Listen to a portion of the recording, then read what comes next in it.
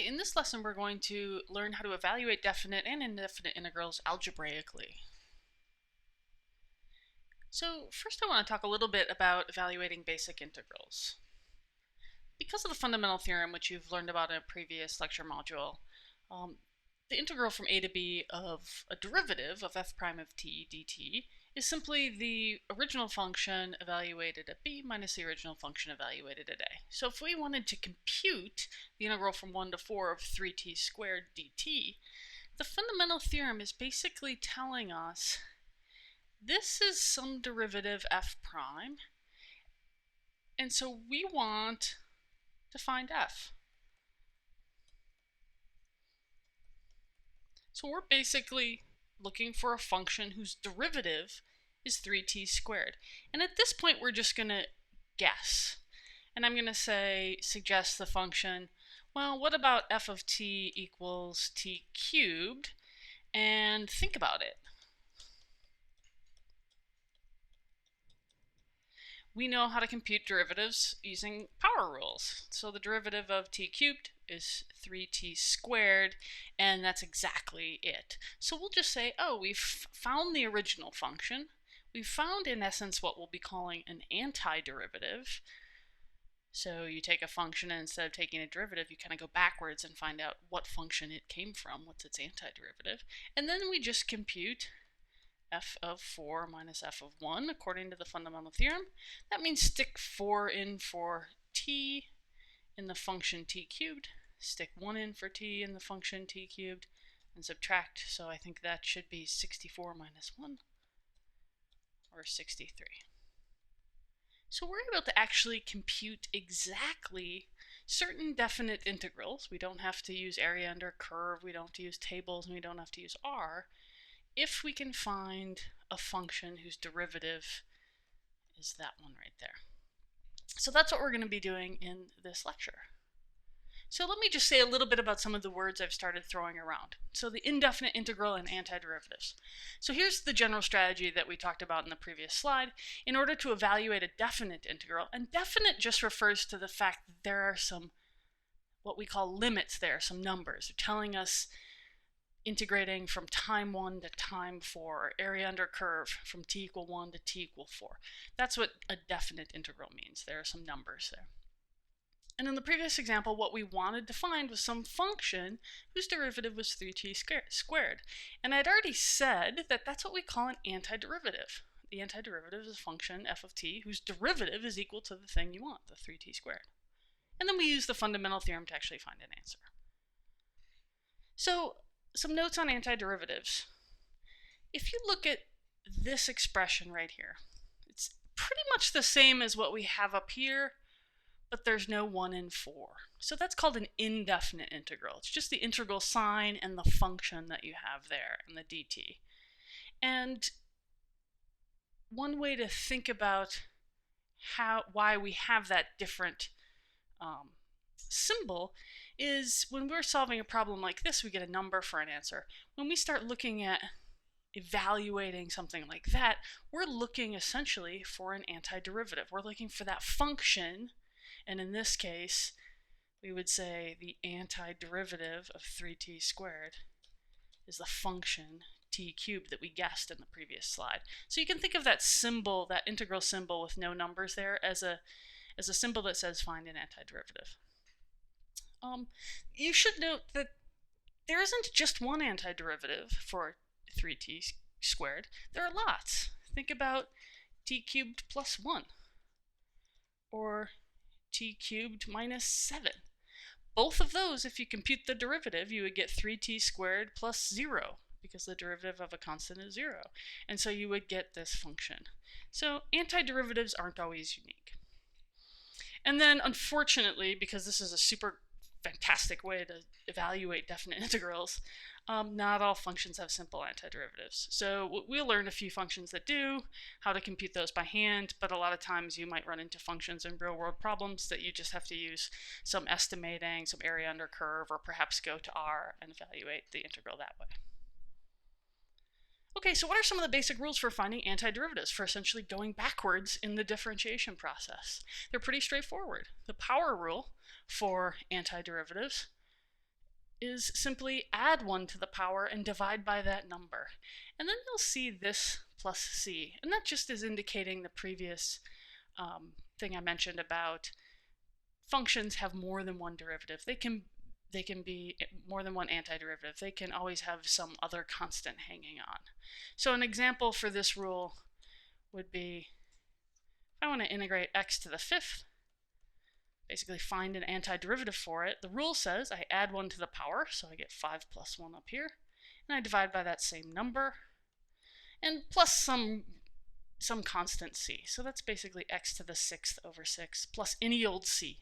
So this is essentially all the possible antiderivatives for the function f of x equals x to the 5th. And that c can be 1 or 7 or negative 0.35. That constant can be anything. So the second rule, the integral of a constant is very easy. Find the antiderivative. That's just the constant times x. So quick example here. The integral of 3 dx is 3 times x. But again, we have to put this plus c in to make sure we're clear what's going on there. And then the next two are a couple rules that aren't specific antiderivatives, but they basically tell you how antiderivatives behave, and they behave a lot like derivatives. That if you want to know what the antiderivative of a sum of two functions is, you can figure out the antiderivative of each of them and then add them, and it works for subtraction also. Similarly, if you want to know what the antiderivative of a constant times a function is, you can pull the constant out in front, compute the antiderivative, and you'd be in business. If we think about an example for these two,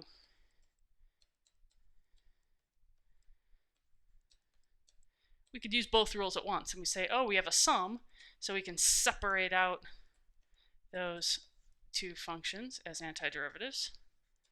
And a constant times a function just comes along for the ride. The constant you can pull out in front and compute the antiderivative of x squared. And now that's pretty easy. The antiderivative of x, according to the power rule we just learned, is x squared over 2. The antiderivative of x squared is x cubed over 3.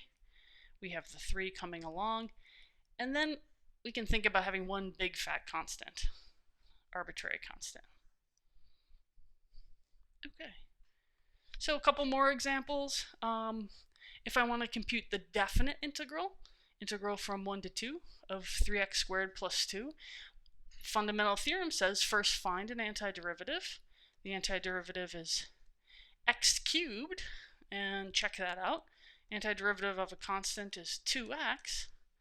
And then the notation I'm going to use is evaluate from 1 to 2.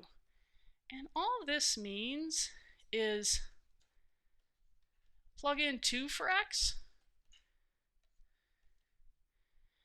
plug in 1 for x, and subtract. That's what the fundamental theorem says. So 2 cubed plus 2 times 2 minus 1 cubed plus 2 times 1.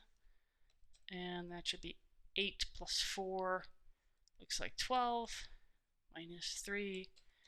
And the answer to this should be 9. So basically we're using a fundamental theorem, we're finding an antiderivative, and then we're evaluating at the limits on the integral. Okay, so we need a couple more rules for finding antiderivatives, and if you go back and look at Unit 4, where we had some of the lectures that gave you the rules for finding derivatives, these are simply the reverse of those, and you might have to think through some of the details here. Alright, so the first one, the antiderivative of 1 over x is log of x, and there's something a little special here. Technically it's a log of the absolute value of x because you can't take logs of negative numbers. Antiderivative of e to the x is e to the x, that's pretty straightforward. If you have a constant times x, like e to the 2x or 3x, you just have to have this 1 over the constant out front. Antiderivative of cosine x is sine x, and antiderivative of sine x is minus cosine. These you just have to keep looking up until you memorize them. So use them, practice them, use some of the practice problems in your book to get some practice, and they'll start to become secondhand. Okay, so let's look at this example of evaluating another definite integral algebraically. And there's a little typo in here, so I'm going to just put 0.5 down there for that limit. And let's go ahead and use some of our rules to evaluate this antiderivative. The antiderivative of e to the 2x, the rules say you need the 1 over the 2 out in front, and e to the 2x. The antiderivative of a constant times a function, the constant just comes along, so the 5 just comes along, and the antiderivative of sine x is minus cosine x. And then the antiderivative of 1 over x is one of the rules, it's natural log of the absolute value of x. And the way we like to write this is we say we're evaluating from 0.5 to 1, and that just means plug in 1 and plug in 0.5 and subtract.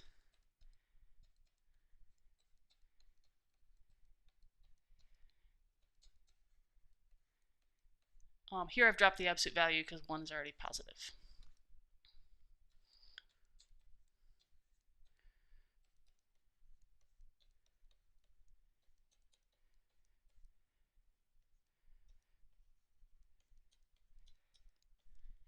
Okay, so I'm not going to go into the details of exactly what that is. That's something you'd have to compute using a calculator. But the point of doing something this kind of hairy is it's really not so hard when you're able to break things up into smaller pieces and find the antiderivatives using the rules.